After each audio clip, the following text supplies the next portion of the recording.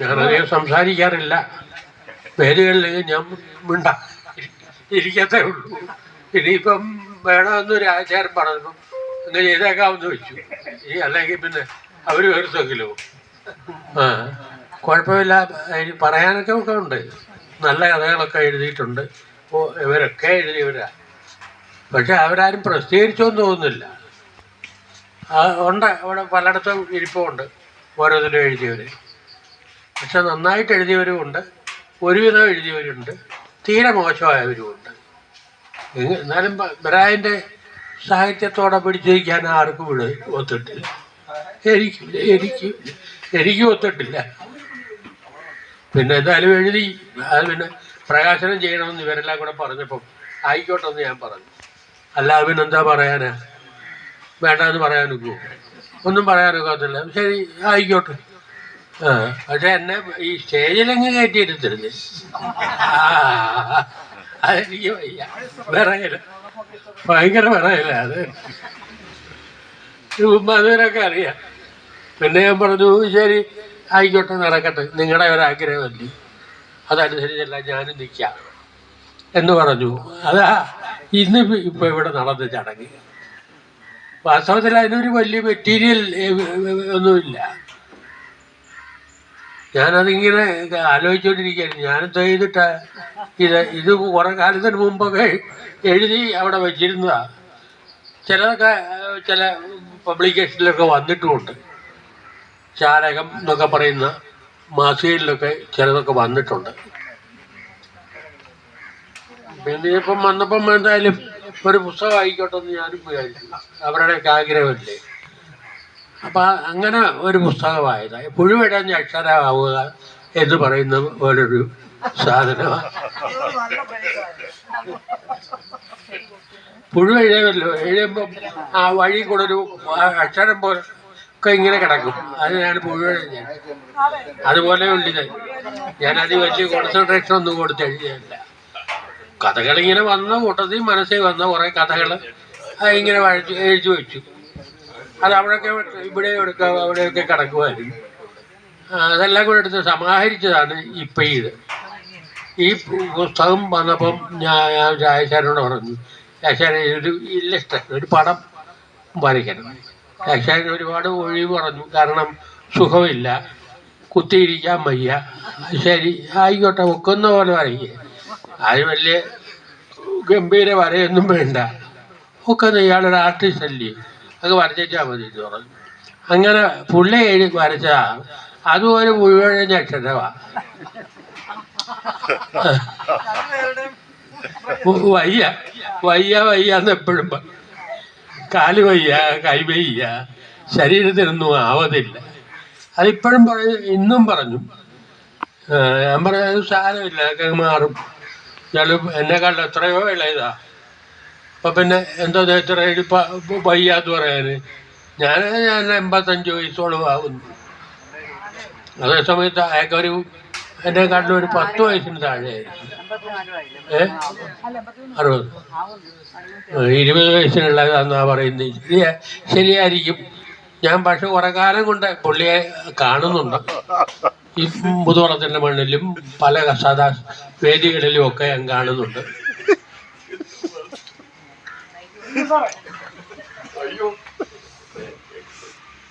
പുള്ളി നല്ലൊരു കലാകാരനാണെന്നുള്ളത് എനിക്ക് വളരെ വ്യക്തമാണ്. ഞാനത് സംസാരിക്കുന്ന കൂട്ടത്തിൽ പുള്ളിയായിട്ട് ചില സംഭാഷണങ്ങളൊക്കെ വരുമ്പോൾ അറിയാം അതിനകത്തിലൊക്കെ വിത്തുള്ളതാണ്. അല്ല വെറും ഒരു പേട് സാധനമല്ല, അത് നല്ല വിത്ത് അതിനകത്തുണ്ട്. ആ വിത്ത് നമ്മൾ കണ്ടെടുത്തിട്ടില്ല, അതുകൊണ്ട് അതെങ്ങനെ അവിടെ മുളയ്ക്കാതിരുന്നു പോയി. ഇപ്പം പിന്നെ അതിനൊരു മഴ കിട്ടി. ആ മഴ കിട്ടിയപ്പോൾ അത് വെളിയിലോട്ട് വന്നു. അതേ ഉള്ളൂ അതിൻ്റെ സത്യം. പിന്നെ കുട്ടൻപിള്ളയൊക്കെ ഉണ്ടായിരുന്നു എൻ്റെ കൂടെ. എല്ലാ സമയത്തും എൻ്റെ കൂടെ ഉണ്ടായിരുന്നു. അപ്പം അങ്ങനെ കുട്ടൻപിള്ളയ്ക്കൊക്കെ കുറേ കാര്യങ്ങൾ എന്നെക്കാട്ടിലും കൂടുതൽ അറിയാം. ഞാൻ പിന്നെ അതിൻ്റെ ഒരു അപൂർണമായ ഒരു വ്യക്തിയാണ്. പിന്നെ ഇവിടെ ഇരിക്കുന്ന ഈ നമ്മളെ മുമ്പിൽ ഇരിക്കുന്ന എല്ലാവരും തന്നെ എൻ്റെ സുഹൃത്തുക്കളും ബന്ധുക്കളുമാണ്. അപ്പം പിന്നെ അവരോടൊന്നും ഞാൻ കൂടുതൽ സംസാരിക്കുന്നില്ല. ഇതിനിപ്പം വേദിയായത് പിന്നെ വത്സലയാ, എൻ്റെ ഭാര്യ. അവൾക്ക് ഇതൊന്ന് നടത്തിയേ പറ്റും. കുറേ കാലം കൊണ്ട് പറയും എനിക്കത് നടത്തണം. എന്നാ ആയിക്കോട്ടെ, എന്നാ നെയ്യ് ചെയ്തു, ഞാനിവിടെ പുറയിലിരിക്കാം. അല്ലാതെ എനിക്ക് അതിന് മുൻപ് എന്ത് ചെയ്തൊന്നും വന്നിരിക്കാൻ ഉള്ള പ്രായമില്ല. ഇപ്പം ഞാനിവിടെ ഇരുന്നുകൊണ്ട് ഇതെല്ലാം കാണുക. എല്ലാവരെയും അവർ വിളിച്ചിട്ടുണ്ട്, നമുക്ക് വേണ്ടപ്പെട്ടവരെയൊക്കെ. അല്ല, ഒരു വലിയൊരു സർക്കിളിലോട്ട് കടന്നിട്ടില്ല, അതിൻ്റെ ആവശ്യവുമില്ല. നമുക്കിപ്പോൾ ഒരു സാഹിത്യ സമ്മേളനമൊന്നുമല്ലത്. പിന്നെ നമ്മുടെ ചുറ്റിനും കാണുന്ന എല്ലാവരെയും വിളിച്ചു. അതാണ് ഇതിൻ്റെ കാര്യം. പിന്നെ കുട്ടമ്പിളയൊക്കെ എന്നും ഇവിടെ വരുന്ന ആളല്ലേ. കുട്ടമ്പിള രാജശേഖരനത് ഇവരെല്ലാം എൻ്റെ സുഹൃത്തുക്കളാണ്. പിന്നെ അവരോടൊക്കെ പ്രത്യേകിച്ച് പറയേണ്ട കാര്യമൊന്നുമില്ല. എന്നാലും അവൾ വിളിച്ച് എല്ലാവരോടും പറഞ്ഞു. അവരെല്ലാം മിക്കവാറും വന്നു കഴിഞ്ഞു. അവരെ എവിടെയൊക്കെയോ വന്നിട്ടുണ്ട്, വിളിച്ചവരെല്ലാം വന്നിട്ടുണ്ട്. കുറേ പേര് പോയി, അവർക്ക് ഒരു തിരക്കൊന്നും പോകാതിരിക്കാനും. പലരും എന്നോട് വന്ന് പറഞ്ഞിട്ട് പോയി, ഞങ്ങൾക്ക് വേറെ ഏതാണ്ട് അവിടെ നിന്ന് പോകണം. ഞാൻ പറഞ്ഞു ആയിക്കോ, പൊക്കോ, നിങ്ങൾ വന്നു എന്നുള്ളതാണ് എനിക്ക് ഏറ്റവും വലിയ ചാരിത. എല്ലാവരും ഇവിടം വരെ എത്തി, ഈ മുറ്റം ഒരിക്കൽ കൂടെ അലങ്കരിച്ചു. അത് ഞാൻ എപ്പോഴും ആലോചിച്ചു. പിന്നെ ശ്രീകുമാർ കുറേ കാലം ഇങ്ങോട്ട് വന്നിട്ട് പിന്നെ ഇപ്പോഴും വരുന്നത്. ശ്രീകുമാർ വല്ലപ്പോഴും ഒക്കെ വരുന്നതായിരുന്നു. ഇപ്പം അതിനൊന്നും സമയമില്ല, അതുകൊണ്ടായാലും വരാത്തത്. പിന്നെ ബാക്കി സുരേന്ദ്രൻ സാറൊക്കെ ഇവിടെ മിക്കവാറും വരുന്നതാണ്. ഈയിടെ അദ്ദേഹവും കാണുന്നില്ല കുറേ കാലമായിട്ട്. എന്നാലും ഇന്ന് വന്നു, കാല് വയ്യാന്നൊക്കെ പറയുന്നുണ്ട്. എങ്കിലും വന്നു സംസാരിക്കുകയും ചെയ്തു. വേറെ പിന്നെ ആരാ എടുത്തു പറയണ്ടേ?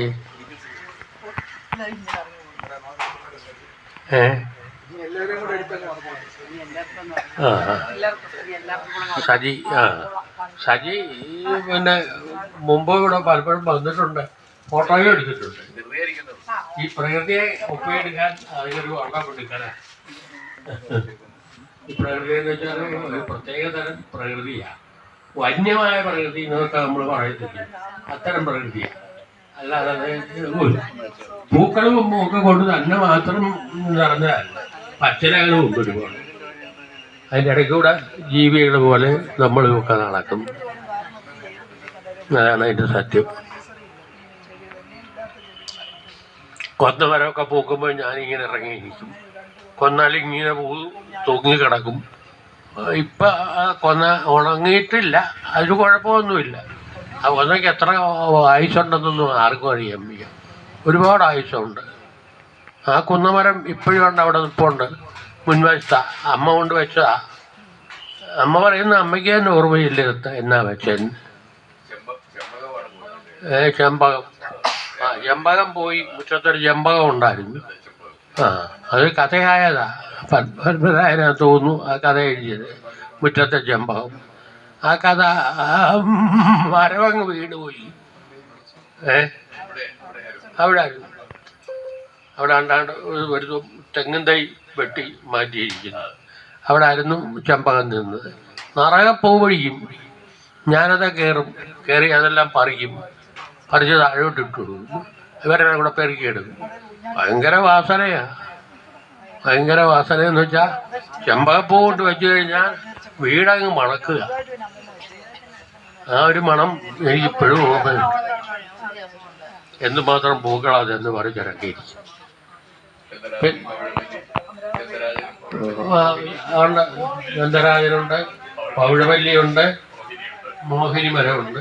ഇതെല്ലാം പേരിട്ടൊക്കെ അമ്മയാണ്. അമ്മ പേരിട്ടതാണ്. എനിക്ക് പവിഴ